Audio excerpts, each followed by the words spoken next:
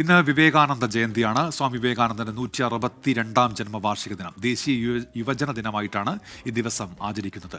മാനവചിന്തയെ പ്രചോദിപ്പിച്ച വിവേകാനന്ദ ചിന്തകൾ ഇന്നും പ്രസക്തമാണ്. Sisters and brothers of America,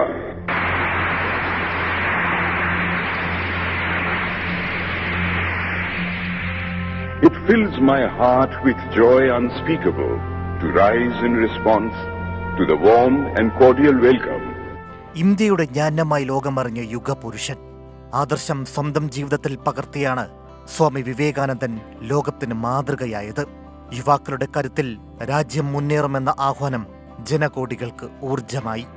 1984 മുതലാണ് സ്വാമി വിവേകാനന്ദന്റെ ജന്മദിനം ദേശീയ യുവജന ദിനമായി ആചരിക്കാൻ തുടങ്ങിയത്. വിവേകാനന്ദന്റെ തത്വങ്ങളും ആശയങ്ങളും ഇന്ത്യൻ യുവത്വത്തിന് എക്കാലവും പ്രചോദനമായിരുന്നു.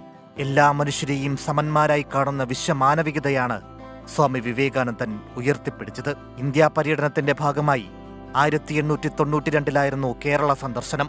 അക്കാലത്ത് ഇവിടെ നിലനിന്നിരുന്ന തൊട്ടുകൂടായ്മയും തീണ്ടിക്കൂടായ്മയും വിവേകാനന്ദന്റെ മനം മടുപ്പിച്ചു. കേരളം ഭ്രാന്താലയമെന്ന വിവേകാനന്ദന്റെ ചരിത്ര വിമർശനം ഇതിന്റെ ഭാഗമായിരുന്നു. സർവമത സാഹോദര്യത്തിന്റെ സന്ദേശം പകർന്ന ആ ആശയങ്ങൾക്ക് ഇപ്പോൾ പ്രസക്തി ഏറി വരികയാണ്. Research desk 24.